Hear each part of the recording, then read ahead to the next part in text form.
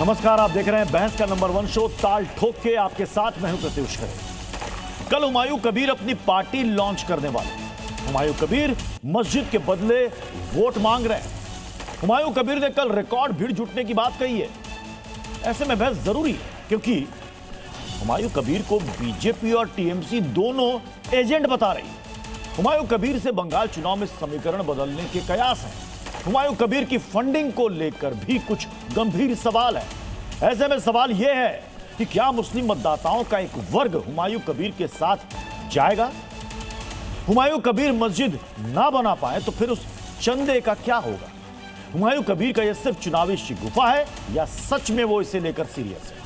हुमायूं जो करना चाह रहे हैं बड़े आराम से कैसे करते जा रहे हैं? क्या कोई हुमायूं कबीर को पीछे से सपोर्ट कर रहा है? और भी दूसरे सवालों पर ठोकेंगे ताल, जिसमें साथ होंगे कुछ खास मेहमान। लेकिन उससे पहले ये रिपोर्ट।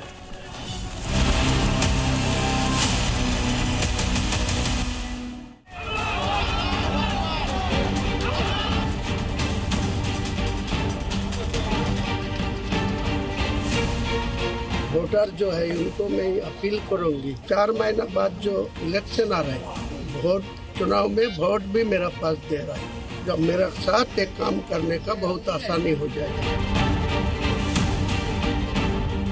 ममता बनर्जी के द्वारा ये हो रहा है और इसमें पूरा ममता बनर्जी का समर्थन है। टीएमसी वो भी मेजोरिटी मिल जाएगा तो ये भी रोक लगा देगी, ये भी मस्जिद नहीं बनाने देगी।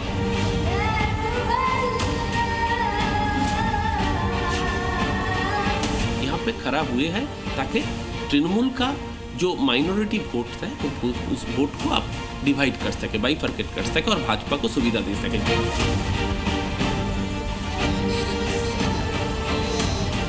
भारतीय जनता पार्टी उनका जो LOP leader of the opposition वो तो डायरेक्ट बोल रहा है मेरे को मेजोरिटी देना चाहिए, बहुमत देना चाहिए, तो मैं मस्जिद नहीं बनने दूंगा। हुमायूं कबीर भी वो भारतीय जनता पार्टी के द्वारा स्पॉन्सर्ड वो सारी चीजें हैं ताकि पोलराइज हो सके। फिर से बाबरी मस्जिद बनाकर उस झगड़े को रीस्टार्ट करने का ये पॉलिटिकल षड्यंत्र है। चलिए अपने मेहमानों से आपको जल्दी से मिलवा देते हैं। हमारे साथ इस वक्त जुड़ चुके हैं मोहम्मद एहतशामुल हक, राजनीतिक विश्लेषक हैं, विजय शंकर तिवारी प्रवक्ता हैं विश्व हिंदू परिषद के।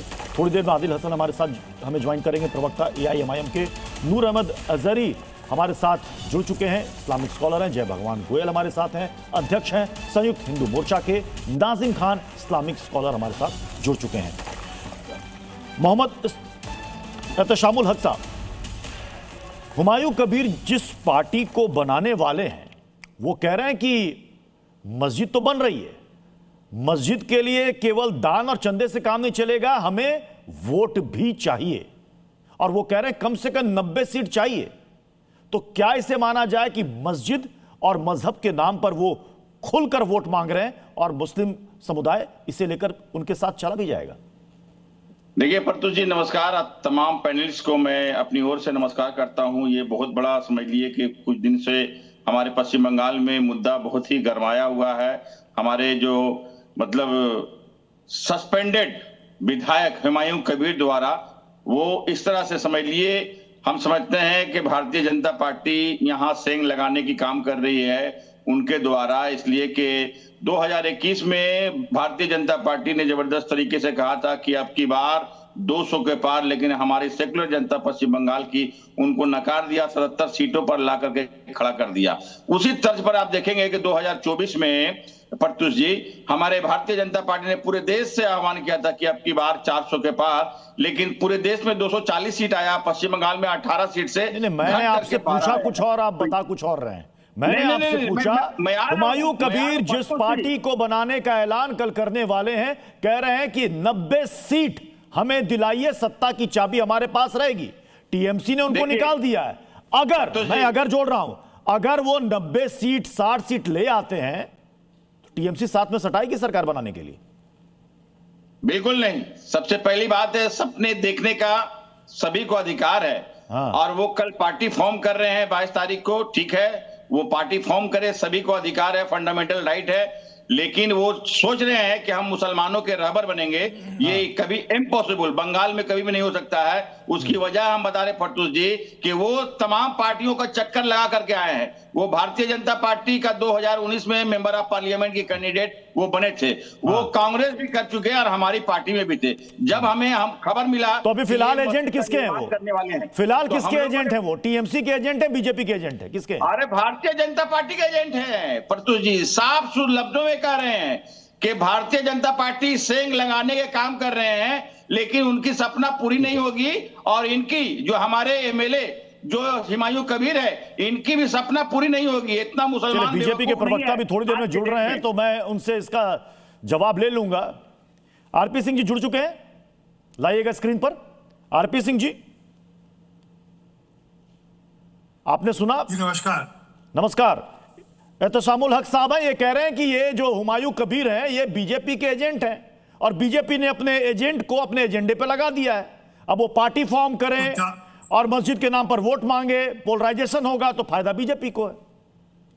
4 साल 10 महीने तक वो इनके विधायक थे, इनके सरमोर थे, इनके नेता थे वो 4 साल 10 महीने तक। अब आखिरी 2 महीने में बीजेपी के एजेंट हो गए, क्योंकि ये इनका एजेंडा है। ये अंतर्गत हुआ, ये पोलराइजेशन ये करना चाहते हैं, हम नहीं कर रहे। और कौन वहां पर जय श्री राम नारा लगाने पर लोगों को जेल भेजता है? कौन वहां पर कहता है मुहर्रम का जुलूस पहले निकलेगा और दुर्गा विसर्जन बाद में होगा और कोर्ट से ऑर्डर आने पड़ते हैं? तो वो तो सबको पता है कि ममता दीदी का एजेंडा क्या है। कौन कहता है कि यहाँ पे शरीयत लागू होगा? किसी ने कहा था ना शरीयत लागू होगा। और ममता दीदी ने क्यों नहीं रोका? बाबर के नाम पर इस देश में मस्जिद बन रही है। बाबर कौन था? बाबर एक आक्रांता था जिसको लेकर गुरबानी में, श्री गुरु ग्रंथ साहब में बानी में दर्ज है, हती मार पई कुराने तय की दर्द न आया। ये अकेला ऐसा जबर हुआ है जिसको लेकर गुरबानी गुरु ग्रंथ साहब में बानी दर्ज की गई है गुरु नानक देव जी के द्वारा। परंतु इनको तो बाबर सूट करता है, नहीं तो किस प्रकार से? लेकिन आरपी सिंह जी बकायदा वहां पर उन्होंने जमीन ली। आरपी सिंह जी बकायदा उन्होंने वहां पर जमीन ली। अब उनको वहां पर चंदा भी आने लगा है, 3 करोड़ से ज्यादा अब तक फंड वहां पर जुट चुका है। उन्हें किसी ने नहीं रोका। अब ये बताइए कि अगर आप कह रहे हैं कि बाबर के नाम से कोई मस्जिद इस देश के अंदर नहीं बन सकती, कोर्ट चले जाइए, कोर्ट का आदेश लाइए, रुकवा दीजिए आप। नहीं, कोर्ट का आदेश तो चलो, लोगों के आदेश के अनुसार हम रुकवा लेंगे। इस बार सरकार बनेगी और इस प्रकार की बाबर के नाम की मस्जिद तो नहीं जैसे राम मंदिर पर अयोध्या का फैसला आया ना, कहां से आया? सुप्रीम कोर्ट से आया। अगर बाबरी मस्जिद से इतना एतराज है, कोर्ट चले जाइए, क्या दिक्कत है? जाइए। नहीं, बात बाबर के नाम की बात मैंने अभी बताया। ये अभी आपने कहा ना कि बाबर के नाम से इस देश के अंदर कुछ नहीं बनना चाहिए। हाँ, बिल्कुल नहीं बननी चाहिए। बिल्कुल। बाबर कौन था जिसने यहाँ पर मंदिर तोड़े, जिसने यहाँ पर धर्म परिवर्तन किया, जिसका पड़ पोता 100 मन जनेऊ तोलता था तब जाकर नाश्ता करता था, वह था औरंगजेब। वो बाबर की लेगेसी है पूरी की पूरी। बाबर हो, हुमायूं हो, वो शाहजहां हो, वो जहांगीर हो, मतलब हमारे गुरु ने तो हमारे गुरु नूर अहमद अजहरी साहब मुस्कुरा रहे हैं। नूर अहमद अजहरी साहब, मुझे एक बात बताइएगा कि जैसा ये कह रहे हैं हुमायूं कबीर की भाई हमें दान से काम नहीं चलेगा, हमें वोट दो, मतलब वो खुलकर मस्जिद के नाम पर, मजहब के नाम पर वोट मांग रहे हैं। आपको लग रहा है कि मुस्लिम समुदाय सिर्फ और सिर्फ एक मस्जिद के नाम पर शिफ्ट हो जाएगा हुमायूं कबीर की पार्टी की तरफ से जो कल बनाने वाले हैं? वो सबसे गंभीर और अफसोसनाक, आपत्तिजनक बात यही है कि वो मस्जिद को औजार बना करके पेश कर रहे हैं, लफ्ज़े मस्जिद को। बात यह है कि हमारी जो लड़ाई हुई थी बाबरी मस्जिद की और श्री राम मंदिर की, वो जमीन की लड़ाई थी, वो बाबर और श्री राम की लड़ाई नहीं थी। ये साफ तरीके से जानने, को ये साबित कर दे तो जो हम पे जुर्माना लगाए हम देने को तैयार है। दूसरी बात यह है कि मस्जिद को जिस तरह से ये जो हुमायूं कबीर मस्जिद के नाम से सियासत कर रहे हैं, उन्होंने बहुत घटिया बात कही है कि अगर बाबरी चाहते हो तो हमें आप वोट दो। ये कहाँ का फलसफी आदमी है, बेवकूफ आदमी है ये, बिल्कुल। ये एक साजिश के तहत, एक षड्यंत्र के तहत किसकी साजिश के तहत देश का माहौल खराब करना चाहता है। मैं बहुत खुल करके कह रहा हूं, वो अपनी पार्टी लॉन्च करे, कोई एतराज नहीं, सियासी हक है उनका। वो दीन को, धर्म को, मजहब को, इस्लाम को, मुसलमान को अगर सियासी औजार बनाएंगे तो हम ऐतराज करेंगे। तो मैं बहुत खुलकर बना दिया उन्होंने, बनाएंगे क्या, बना दिया, खुलकर वोट मांग रहे हैं मस्जिद के नाम पर। मैंने कहा ना ये इस्लाम नहीं है, इस्लाम की तालीम के खिलाफ है। हाँ। वो जो कर रहे हैं ये एक जालिमाना रवैया है। विजय शंकर तिवारी जी, अगर अजहरी साहब कह रहे हैं कि ये साजिश है, अगर ये साजिश है तो किसकी साजिश है? और बंगाल में तो बकायदा मस्जिद के लिए फंड भी जुटना शुरू हो गया है। बिल्कुल प्रत्युष जी, देखो सबसे बड़ा विषय जो आपने प्रारंभ किया था, मैं तो कहता हूँ हुमायूं कबीर एक बाबर के थीम जो है, विचार है, बाबरी विचार है, उसके प्रतीक के रूप में ममता बनर्जी ने ही गढ़ा है। और अगर ऐसा मानने के पीछे एक बड़ा कारण है, आप समझिए कि जब वहाँ शोभा यात्राएं होती हैं उसके लिए परमिशन लिया जाता है, कई बार अनुमति नहीं भी मिलती है। हनुमान जयंतियों के समय क्या होता था ये आपको ध्यान में है, वहाँ गीता जयंती आप कर नहीं सकते हैं। हिंदू संगठन अगर कोई कार्यक्रम करना चाहें तो वर्जनाएं लगाते हैं और या तो करने नहीं देते हैं। लेकिन बाबरी मस्जिद के लिए सहज जमीन मिल जाना और सारे कार्यक्रम हो जाना, बहुत जोशो खरोश के साथ हो जाना और वो सारा अभियान चलना, इस पर ममता बनर्जी ने क्या किया? अगर नहीं किया तो ये बात तो पूरे देश में जा ही रही है कि हुमायूं कबीर को खड़ा करने वाला कौन है? इस प्रकार का विश्वमन करने वाला व्यक्ति एक देश में उस बाबर के नाम पर सारे मस्जिद बनाने का काम कर रहा है, जो बाबर भारत में आकर जिसने हिंदू मंदिर को तोड़ा, भगवान राम के उस जन्मभूमि को तोड़ा, इन्हीं महिलाओं के साथ, बहन बेटियों के साथ बलात्कार किया, जिसने कितने ही हिंदुओं को मारा, उस आदमी के नाम पर अगर ममता बनर्जी के राज्य में मस्जिद बन रही है तो इसका दोष किसको देंगे आप? नहीं तो उन्होंने तो खुलेआम चैलेंज भी किया हुमायूं कबीर, वो कह रहे हैं मुर्शिदाबाद है, अयोध्या नहीं है, नहीं कर सकते। उन्होंने खुलेआम चैलेंज किया है। विजय शंकर तिवारी जी कह रहे हैं ये अयोध्या नहीं है, जो हमें धमकी दी जा रही है कि हम बाबरी बनने नहीं देंगे, कह रहे हैं मुर्शिदाबाद है, कोई आकर और हाथ लगाकर दिखा। बिल्कुल प्रत्युष जी देखो, ये इनके धमकी का कोई बड़ा फर्क हिंदू समाज पर नहीं पड़ेगा, क्योंकि ये सारा देश अयोध्या है, ये सारी जमीन भगवान राम के नाम से चलती है। राम राज्य, जब किसी शासन की बात होती है तो राम राज्य की बात होती है। तो इस राम राज्य में मस्जिद के लिए जगह है या नहीं है? हुमायूं कबीर को समझ लेना चाहिए। लेकिन प्रशासनिक राम राज्य में मस्जिद के लिए जगह है या नहीं है, ये देश देख रहा है। क्या करें प्रत्युष जी? मैंने कहा राम राज्य में, आप कह रहे हैं ना कि पूरा देश अयोध्या है, इस राम राज्य में मस्जिद के लिए जगह है या नहीं है? बाबरी मस्जिद के लिए कोई जगह नहीं।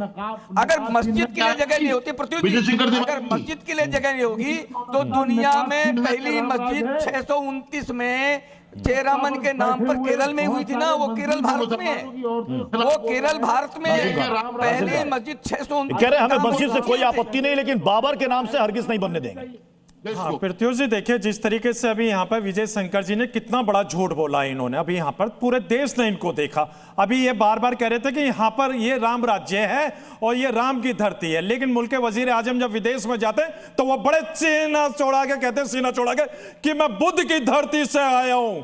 भाई राम जी का हम सम्मान करते हैं, मुल्क के वजीर आजम की बात को भी आप मानिए। और रही बात यह कि आप कह रहे हैं, अरे सुन लीजिए आप लोग इस तरीके का भ्रम मत फैलाया करें। भाई वहां पर देखिए मस्जिद तो बनेगी, मस्जिद बनेगी। अगर आप लोगों को परेशानी है तो कोर्ट चले जाइए, कोर्ट क्यों नहीं जाते हम लोग? लेकिन जब अभी आपने यहाँ पे कहा कि बाबर ने राम मंदिर तोड़ा, अरे उस वक्त के अंदर मुगल काल के दौर के अंदर, सुन लीजिए खामोशी से सुन लीजिए आप बात, जब हम आपकी बात सुनते हैं तो खामोशी से आप हमारी बात सुनिए। मुगल काल के अंदर गोस्वामी तुलसीदास जी थे, उन्होंने कहीं भी जिक्र नहीं करा कि यहाँ मंदिर तोड़ कर यहाँ मस्जिद बनाई गई है। भाई हम तो वास्तविक मानते हैं गोस्वामी तुलसीदास जी को, अगर आप लोग काल्पनिक मानते तो अलग बात है। बताइए आप गोस्वामी तुलसीदास जी को वास्तविक मानते हैं तो उनका कहा कहीं कदम वगैरह जिक्र करा हुआ तो बता दीजिए। देश के अंदर कहा उन्होंने, एक ग्रंथ के अंदर लिखा कि वहां मंदिर तोड़कर मस्जिद बनाई, वहां पे इस तरीके का कोई तर्क नहीं है। रही बात दूसरी, आपको यहाँ पे जो कह रहे थे कि यहाँ बाबरी के नाम से मस्जिद नहीं बन सकती, सुप्रीम कोर्ट ने जो फैसला दिया था बाबरी मस्जिद को 5 एकड़ किस नाम से जमीन दी थी? बाबरी मस्जिद के फैसले पे तो दी थी। आप क्या कह रहे हो? बाबरी के नाम पर मस्जिद बन सकती है? बाबरी मस्जिद सुप्रीम आप कोर्ट क्या कह रहे हो? बाबरी के नाम पर मस्जिद बन सकती है? आप बोलिए। भाई देश आप के बाबरी के नाम पर अंदर इस मस्जिद तरह का बनाना चाहते नफरत हैं? माहौल मत कीजिए आप। बाबरी के नाम पर मस्जिद बनाना चाहते हैं? बंद कर दीजिए। जय भगवान गोयल जी को मिलाइएगा स्क्रीन पर। जय भगवान गोयल जी, जय भगवान गोयल जी। नाजिम खान ने ओपन चैलेंज कर दिया, अगर आप लोगों को प्रॉब्लम है बाबरी मस्जिद के नाम से, चले जाइए कोर्ट और रुकवा दीजिए कोर्ट से। देखिए प्रत्युष जी, पहली बात तो ये है, ये मामला क्या है समझने की बात है। जो हुमायूं कबीर ने वहां मस्जिद का काम शुरू किया है वो खुल्लम खुल्ला ममता जी का समर्थन है, क्योंकि अगर ममता नहीं चाहती तो वहां एक ईंट भी नहीं रखी जा सकती थी। ठीक है। अब दूसरी, अभी अभी एक और ममता जी के एमएलए हैं, उन्होंने हमारे भगवान राम पे प्रश्न कर दिया कि राम तो मुसलमान थे, आप बताओ जी राम आपके थे। तो ऐसी ऐसी सारी जो बातें हो रही हैं, कहाँ से हो रही हैं? वेस्ट बंगाल से हो रही हैं। ममता की पार्टी के विधायक हैं, यहाँ निकाल दिए गए, उनके द्वारा हो रही हैं। और पूरे देश के हिंदुओं को बार बार चैलेंज किया जा रहा है कि हम वहाँ बाबरी बनाएंगे, हम यहाँ बाबरी बनाएंगे।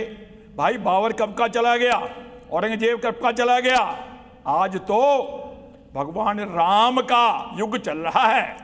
और भगवान राम के युग में बाबरी हिंदुस्तान के किसी भी कोने पे बन नहीं सकती। मस्जिद तो बनेगी, बाबरी नहीं बन गई, तो बनेगी, उखाड़ के फेंक देंगे नींव को, और नींव को खोदने वालों को भी नींव में डाल देंगे गड्ढा करके। भाई हम भी तो खोद जाते हैं, ये हिंदुस्तान है, लेकिन ढाका नहीं है, ये बांग्लादेश नहीं है। यहाँ हिंदुओं के साथ अन्याय करोगे, जाति करोगे, राम का अपमान करोगे, और हम लोग ये कहते हैं क्या बिल्कुल नहीं बर्दाश्त करेंगे। बाबरी नाम की कोई ईंट है हिंदुस्तान के किसी कोने में लगने नहीं देंगे, बिल्कुल नहीं लगने देंगे। बनेगी, बिल्कुल बात नहीं लगने देंगे, नहीं रोक सकते मस्जिद को। ममता बनर्जी अपने विधायकों को रख के निकाल करके जो नूरा कुश्ती देख कर रही है वो सारी दुनिया देख रही है। दुनिया की आंख नहीं बिछी हुई, लोग सब देख रहे हैं। और अभी मौके आने पर लोग बताएंगे ऐसा ही यार हो रहा है, बांग्लादेशी घुसपैठियों को निकाला जा रहा है। इसके लिए ममता टसुए बहारी है। तो ममता को लग रहा है कि कुर्सी खिसक रही है और इसलिए कुर्सी बनी रहे, इसके लिए कोई ना कोई षड्यंत्र बार बार ममता कभी बाबरी के नाम पर, कभी भगवान राम के नाम पर अपने लोगों के खड़ा करके लोगों को भ्रमित करने का काम कर रही है। मुझे नहीं लगता कि देश की जनता, वेस्ट बंगाल की जनता ममता के बहकावे में आने वाली है। आपने कहा कि ये सब कुछ टीएमसी करवा रही है, टीएमसी के ही विधायक थे, टीएमसी ने उनको निलंबित किया है, टीएमसी के एजेंट है। वो तो ये कह रहे हैं कि हम कम से कम 150 सीटों पर उम्मीदवार खड़े करेंगे और 90 सीट वो कह रहे हैं मुस्लिम मतदाता हमें कम से कम जिता कर दे ताकि सत्ता की चाबी हमारे पास आए। अगर वो इसमें कामयाब हो जाते हैं तो सबसे ज्यादा मुस्लिम वोट बैंक वही काटेंगे। मुस्लिम वोट कटेगा तो फायदा किसको है, नुकसान किसको? अगर मुस्लिम वोट कटता है तो नुकसान तो ममता बनर्जी को है। अगर ममता बनर्जी को इनको खड़ा करके ये करवाना था तो अपने पैर पे कुल्हाड़ी मारेंगे क्या ममता दीदी? आरपी सिंह जी, किसको नुकसान है, किसको फायदा है, बताइए। देखिए अभी तो उन्होंने अपने पत्ते खोले हैं, अभी चुनाव दूर है। चुनाव आते आते कई सारे रंग बदलेंगे। ये पहले कांग्रेस में रहे, टीएमसी में रहे, हमारे आकर एक इलेक्शन लड़े, हार गए, फिर उस वापस से टीएमसी में गए, मंत्री बने रहे वहां पर। एक मोटी बात बताइए कि क्या पॉसिबल है कि बाबर के नाम की मस्जिद वहां बन रही और ममता बनर्जी उसको बनने देगी? जब बनने दे रही तो कहीं ना कहीं कोई बड़ी गेम प्लान है, कोई बड़ा एक षड्यंत्र है जिसके अंतर्गत हो रहा है। नहीं तो मतलब बाबर के नाम पे मस्जिद बने ये किसी ढंग से गले से नहीं उतरता, और वो ममता बनर्जी की मर्जी के बिना बने ये किसी ढंग से गले से नहीं उतरता। इससे बड़ा स्पष्ट है कि ये कहने के एक लंबी राजनीतिक चाल है और थोड़े दिन बाद इसके खुलासे हो जाएंगे। चुनाव आते आते बड़ी चीजें बदलेंगी। ये हो सकता है ममता बनर्जी के साथ डांट कर ममता बनर्जी ने अलग किया हो, क्योंकि वो आजकल थोड़ा उन्होंने अपने तेवर बदले हैं ममता बनर्जी ने, तो इसको इनको अलग किया हो ताकि मुसलमानों के वोट ये ले जाए, हिंदुओं के वोट हम कुछ कर लें, हिंदुओं को बांट लें और फिर कुछ ऐसा मामला कर लें ताकि हम लोग चुनाव जीत जाए। तो मुझे लगता है कि हम लोग चुनाव जीत जाए, मतलब आप कह रहे हैं कि कल को अगर मान लीजिए हुमायूं कबीर, मान लीजिए एक अनुमान के तौर पर कि अगर वो इतनी सीटें ले आते तो कल को टीएमसी और हुमायूं कबीर एक साथ फिर हो जाएंगे। वो मंत्री रहे इनकी सरकार में अभी तक, उनके खासम खास रहे हैं। और अगर वो बोलेंगे कि नहीं हमें बीजेपी की तरफ से ऑफर है, तो आपके साथ भी चिपक सकते हैं वो। सरकार आपको भी बनानी है, बाबर के नाम पे मस्जिद बनाएगा उसके लिए हमारे पास कोई जगह नहीं है। अच्छा। और हमारी सरकार बनेगी इस बार वहां पर, सुन लीजिए, हमारी सरकार बनेगी और मैं कह रहा हूँ उस बाबर के नाम की जो मस्जिद बनी उसकी इसे मैं उतारूंगा जी। अगर मस्जिद बनाए स्वागत है जी, सत्य बनाए, पर बाबर के नाम पे मस्जिद नहीं बनने देंगे। लेकिन वहां तो बन रही है, वहां तो बन रही है ना, कोई बात नहीं। कई हिंदू संगठनों ने ऐलान किया था कि वहां पर हम नींव रखने नहीं देंगे, नींव भी रख दी गई, काम भी शुरू हो गया। थोड़े दिन की बात है, चुनाव होगा ना, चुनाव होने दीजिए, थोड़े दिन की बात है, चुनाव होने दीजिए, उसके बाद देख लेंगे, चुनाव के रिजल्ट आने के बाद हम वहां सरकार बनाएंगे, फिर देख लेंगे, उसका उत्तर दे देंगे, उसको ठीक ढंग से। एक सवाल है, एहतशामुल जी, मतलब क्या ये वो पिक्चर है, वो तस्वीर है सियासत की जो अभी लोगों को समझ में नहीं आ रहा है? क्योंकि हर कोई ये जानना चाह रहा है कि इतने दिनों से बाबरी की याद हुमायूं कबीर को नहीं आई, ठीक इलेक्शन से कुछ महीनों पहले ये याद आई। ऐलान भी 6 तारीख को हुआ, 6 दिसंबर को हुआ, डंके की चोट पर। उनको भी पता था कि क्या होगा, पार्टी से निकाले जाएंगे, निकाल दिया गया, अब पार्टी बनाएंगे। ये क्या है ये? जी प्रत्युष जी, अभी लास्ट में हमारे आरपी सिंह जी ने कहा साफ लफ्जों में, आपके चैनल के मैंने तमाम लोग देखे हैं कि मैं सरकार बना रहा हूं 2026 में, तो ये इनकी सोची समझी रणनीति है और पूरी षड्यंत्र है। लेकिन मैं एक बात स्पष्ट रूप से प्रत्युष जी कहना चाहता हूं कि पश्चिम बंगाल की जो भी माइनॉरिटी है वो उनके बहकावे पे नहीं जाएगी, सेंटिमेंटल है। लोगों ने पैसा दिया है, मस्जिद के नाम में 2 करोड़ 3 करोड़ 4 करोड़ दिया है, इसमें कोई शक नहीं है। लेकिन इस तरह का काम, और आपने कहा कि ममता बनर्जी इस तरह का अपने लिए मतलब जानबूझ के की है। ममता बनर्जी का पूरी दुनिया जानता है, पूरा देश जानता है कि माइनॉरिटी पूरा पॉकेट है, माइनॉरिटी उनके एक तरफा वोट देता है, और माइनॉरिटी का नेता को खड़ा कर करके मस्जिद की तामीर कराएंगे, ये सोचना कितनी बड़ी दुर्भाग्य की बात है। ममता बनर्जी ने जिस हिसाब से वो हुमायूं कबीर ने इनिशिएटिव लिया, नहीं, आरपी सिंह जी ने यह भी कहा कि ममता बनर्जी चाहती तो बाबरी निर्माण रुकवा सकती थी, लेकिन उन्होंने नहीं रुकवाया। ये किसी को भी अगर रुकवाना है, कोर्ट का दरवाजा खुला हुआ है।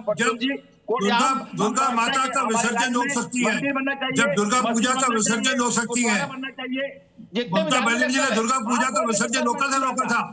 आप बोल रहे थे, मैं सुन रहा था सर, धैर्य रखिए सुनने का। बोलिए। कि हमारा पूरा देश में भारत एक सेकुलर देश है, जहां हर जाति, हर वर्ग, हर समुदाय को रहने का हमारा फंडामेंटल राइट है। मैं चाहता हूं कि मंदिर बने, गिरजा बने, गुरुद्वारा बने, बुद्धिस्ट का धर्म स्थल बने, तमाम जाति का धर्म स्थल बने, इसलिए कि हम लोग अनेकता में एकता, और भारत की विशेषता, यही भारत की खूबसूरती है। लेकिन भारत की खूबसूरती को भारतीय जनता पार्टी जो है धूमल और समझ लीजिए खराब। अभी आपने आरपी सिंह जी के सवाल को सुना नहीं, उन्होंने कहा कि जब दुर्गा पूजा में विसर्जन पर एक आदेश ममता सरकार ला सकती है, तो यहां भी चाहती तो रोक सकती थी। नहीं, लोगों की आस्था भावना से जुड़ा मसला है। दुर्गा पूजा में नहीं ला सकती, इस तरह का बात नहीं है। आप देखिए, जैसा कि अभी हमें आरपी सिंह जी ने कह रहे थे, कोर्ट ने उसको लेकर फटकार लगाई थी उस वक्त सरकार को, कोर्ट ने फटकार लगाई थी कि आप हिंदू मुसलमान को बांटने की कोशिश कर रहे हैं। देखिए, हमारे नेता जो हैं या हमारी नेत्री जो हैं, इस तरह की राजनीति करने पर ये नहीं रखती हैं, लेकिन बंगाल को हासिल करने का सपना भारतीय जनता पार्टी का कभी पूरा नहीं होगा। प्रत्युष जी, उनका सपना। चलिए, आदिल हसन भी हमारे साथ इस वक्त जुड़ चुके हैं, एआईएमआईएम के प्रवक्ता। आदिल हसन जी, आवाज जा रही है? जी, जा रही है जी। आदिल हसन जी, कल ऐलान हो जाएगा हुमायूं कबीर की पार्टी का। वो कह रहे हैं कम से कम 90 सीट हमें दिलाओ, दान और चंदे से काम नहीं चलेगा, मस्जिद के नाम पर वोट भी देना पड़ेगा। मतलब अब खुलकर बंगाल में मजहब के नाम पर और मस्जिद के नाम पर राजनीति शुरू हो गई है। फायदा किसको और नुकसान किसको है इससे, ये बताइए। बीजेपी, प्रत्युष भाई, बीजेपी सुबह शाम यही करती है। हिंदू मुसलमान के बिना बीजेपी को नींद नहीं आती है। जिन्ना के मजार पे अडवाणी जाते हैं, नवाज शरीफ के यहाँ बिरयानी खाने मोदी जाते हैं, कंधार में जाकर अजहर मसूद को बीजेपी सरकार छोड़ती है। अब बीजेपी बीफ कंपनी से टैक्स पेयर का चंदा लेती है, बीफ कंपनी से इलेक्ट्रॉल बॉन्ड का लेती है। बीजेपी से आप बोलते हैं हिंदू मुस्लिम, इस देश में हिंदू मुस्लिम लाने वाला कौन है? बीजेपी। राम मंदिर के नाम पे वोट किसने मांगा? बीजेपी। और अभी मेरे भाजपा के प्रवक्ता जो बड़े भाई बोल रहे थे, तो दिव्या कुमारी कौन है, मान सिंह कौन है, उसके वंशज को डिप्टी सीएम बनाए हुए राजस्थान में, तो दिव्या कुमारी जो वंशज है उसी बाबर उसी अकबर के वंशज है, उसके वंशज को तो आप बहुत अच्छे से डिप्टी सीएम बनाए हुए हैं। और उसके संघमित्रा रांगा कौन है जो कश्मीर में मंदिरों को तोड़ा था? कभी विजय शंकर तिवारी, कभी भगवान गोयल जी, कभी आरपीएन सिंह साहब कभी नहीं बोलते हैं, क्योंकि जो इसने मंदिरों को तोड़ा राणा उस राजा ने, उसने तो कभी नहीं आपको उस पर बोलते हैं। और ममता बनर्जी सरकार से अनुरोध है कि मैडम, नॉर्थ बंगाल को यूनिवर्सिटी चाहिए, नॉर्थ बंगाल को एम्स की तरह हॉस्पिटल चाहिए, नॉर्थ बंगाल को अच्छा हॉस्पिटल, अच्छा अलीगढ़ मुर्शिदाबाद को कैंपस को पैसा चाहिए। मोदी जी देते नहीं है। खुद सीमांचल और बंगाल से सटा हुआ है, वहां पर बाहिन घाट है, वहां पे डमडोलिया बाजितपुर है, वहां पे बारियोल घाट है, वहां पर बिटियार घाट है जो बंगाल बिहार नागर नदी महानंदा नदी से जुड़ा है, उसको जोड़ना है तो वो नहीं जोड़ते हैं। एआईएमआईएम ने फिर वही आरोप जोड़ दिया, हिंदू मुस्लिम आपकी पॉलिटिक्स की यूएसपी है, आप ही को सूट करता है और आप ही करवा रहे हैं। बिना हिंदू मुसलमान के सिंह साहब जिएंगे? बोलिए तो, सुबह शाम हिंदू मुसलमान, सुबह शाम हिंदु मुसलमान करते हैं, और ये हिंदू मुसलमान पर ज्ञान देते अच्छा लगता है? बोलिए तो। बिहार में गुरु गोविंद, अपना जवाब ले लीजिए उन्होंने। आदिल हसन जी जवाब ले लीजिए, आरपी सिंह जी जवाब दे रहे हैं, आरपी सिंह जी जवाब दे रहे हैं आपके सवाल का। पैसा दिया था इन्होंने, कितना पैसा दिया? फिराद हाकिम टीएमसी के नेता है, वो कहते हैं कि हम यहाँ मेजोरिटी लाएंगे और यहाँ पर हम शरिया लागू करेंगे, तब एक अक्षर नहीं निकलता। कोई नहीं बोलता, झूठ बोल रहे हैं। इस देश में कभी शरीयत लागू नहीं होगा, इस देश में संविधान। ये अपनी बारी में कितना रोक कितना चिट्ठी कर रहे थे। हो गया हो तो मैं बोल दूं सर, हो गया तो मैं बोल दूं। संविधान से चलेगा। आदिल हसन जी, आरपी सिंह जी बोल रहे हैं, आप ही के सवाल पर जवाब दे रहे, सुन लीजिए। ठीक। तेलंगाना के अंदर उनके मुख्यमंत्री रेड्डी साहब कहते हैं कि हम मुसलमानों की पार्टी हैं। राहुल गांधी खुद बंद कमरे में कहते हैं, जो अखबार में छपा, कि हम मुसलमानों की पार्टी हैं। इनके नेता कमलनाथ कहते हैं हम मुसलमानों की पार्टी हैं। वो तो सब ओपनली कहते हैं मुसलमानों की पार्टी है। और ममता बनर्जी, मैंने अभी कहा ना, कभी किसी ने एक अक्षर नहीं बोला जब फारिद हकीम साहब ने कहा कि हम यहाँ पे शरिया लागू करेंगे। एक बार फारिद हकीम तो आज भी पार्टी में बने हुए हैं। तो इस देश में शरिया लागू करने की सोच कौन से लोग रख रहे हैं? इस देश में शरिया चलेगा या बाबा साहब जी का संविधान चलेगा? एक बात। दूसरी बात, मैं फिर रिपीट कर रहा हूं, बाबर के नाम पर मस्जिद इस देश में नहीं बन सकती। आप कुछ भी कर रहे, हम सत्ता में आएंगे, वहां पर हम लोगों की सेवा भी करेंगे और ये इंश्योर करेंगे कि उस मस्जिद की एक ईंट निकालेंगे। हाँ, वो बाबर के बजाय कोई और नाम रखे मस्जिद का, स्वागत है, मस्जिद पे कोई दिक्कत नहीं है।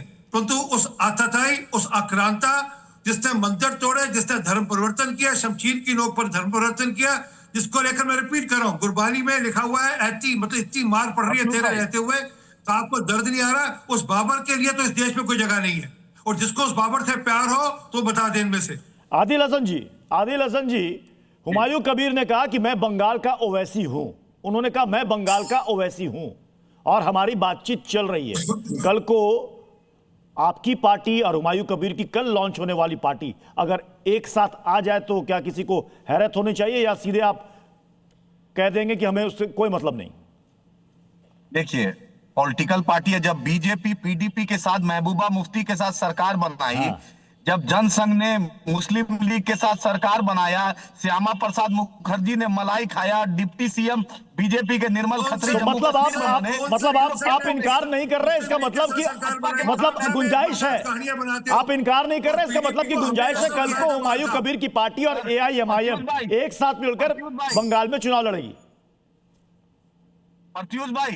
प्रत्युष भाई, तृणमूल कांग्रेस से भी अलायंस हो सकता है, कांग्रेस पार्टी से भी अलायंस हो सकता है, लेकिन बीजेपी के खिलाफ कियामत के सुबह तक रहेंगे। इकबाल साहब को बता दीजिए कि इनका विरोध हर जगह करेंगे। इनकी तरह जिन्ना के मजार पर फातिया पढ़ने नहीं कहते, ये कहते अडवाणी कहते जिन्ना के मजार पे।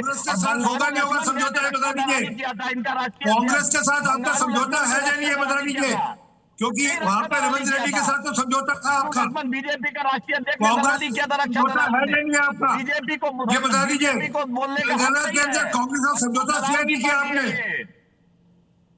ये रक्षा दलालों की पार्टी है जिसका राष्ट्रीय अध्यक्ष रक्षा दलाली किया था। आपको बोलने का हक नहीं है सरदार जी। आरपीएन सिंह साहब, रक्षा दलाली आपका राष्ट्रीय अध्यक्ष किया था। पहली बात तो नाम ठीक लेना शुरू करो, पहली बात। दूसरी बात ये बताओ कि कांग्रेस के साथ समझौता है या नहीं है? तेलंगाना के अंदर कांग्रेस के साथ समझौता किया नहीं किया? तेलंगाना के अंदर सुनिए बोलने दीजिए सर, बोलने दीजिए। कांग्रेस के साथ एज ए कंस्ट्रक्टिव अपोजिशन का हम रोल निभाते हैं और बीजेपी के खिलाफ जहां भी हिंदुस्तान में ऑपोजिशन में थोड़ा तेलंगाना के अंदर वो सत्ता में है। आपने सत्तारूढ़ पार्टी के साथ समझौता किया, आप कांग्रेस की बी टीम है, ये तो साबित हो चुका है क्योंकि आपने कांग्रेस के साथ समझौता कर रखा है। बोलने दीजिए प्रत्युष भाई, बोलने दीजिए। आपने कांग्रेस के साथ समझौता किया नहीं किया तेलंगाना के अंदर, ये बताइए हाँ या नहीं। सर आरपी सिंह साहब, हम तो कम से कम अभी हाल में समझौता किया, सत्ता में बने रहते हुए समझौता किया या नहीं, हाँ या नहीं। सुनिए, आप बड़े जर्नलिस्ट, आप बड़े पैनलिस्ट हैं, बोलने दीजिए छोटे भाई को। मैं फिर निवेदन कर रहा हूँ, हाथ जोड़कर निवेदन कर रहा हूँ आपसे, आपने कांग्रेस के साथ तेलंगाना में समझौता किया या कांग्रेस ने आपके साथ समझौता किया या नहीं? आरपी सिंह जी सवाल सुन लिया उन्होंने, हाँ बताइए आदिल हसन। आरपी सिंह साहब, मैं गुरु गोविंद जी की धरती से हूं, मैं पटना साहिब का रहने वाला हूं। थोड़ा मुझे दिल से, मुझे कम से कम जगह दीजिए अपने दिल में। नहीं, जगह तो पूरी है दिल में, परंतु जो पूछ रहा हूं उसका जवाब दे दीजिए ना कि कांग्रेस के साथ आपने तेलंगाना में समझौता किया या नहीं। बोलने दीजिए सर, बोलने दीजिए हुजूर, बड़े भाई बोलने दीजिए। मुसलमानों के नाम पे हमारा बीजेपी के खिलाफ जो भी महान हिंदुस्तान में बनेगा, बीजेपी के खिलाफ, ठीक है, चाहे कांग्रेस पार्टी हो, ठीक है, आप एआईएमआईएम के प्रवक्ता आप कह रहे हैं बीजेपी के खिलाफ जो भी गठबंधन बनेगा उसमें एआईएमआईएम शामिल होगी। अलग बात है कि कोई गठबंधन अपने साथ रखना नहीं चाहता। अब सवाल यहां पर विजय शंकर तिवारी जी है, अब नाजिम भाई भी यही कह रहे हैं कि कोर्ट चले जाइए, अजहरी जी भी यही कह रहे हैं कि अगर इतनी आपत्ति है कोर्ट चले जाइए, एहतशामुल हक जी भी कह रहे हैं इतनी आपत्ति है तो कोर्ट चले जाइए। तो कोई कोर्ट जा क्यों नहीं रहा है?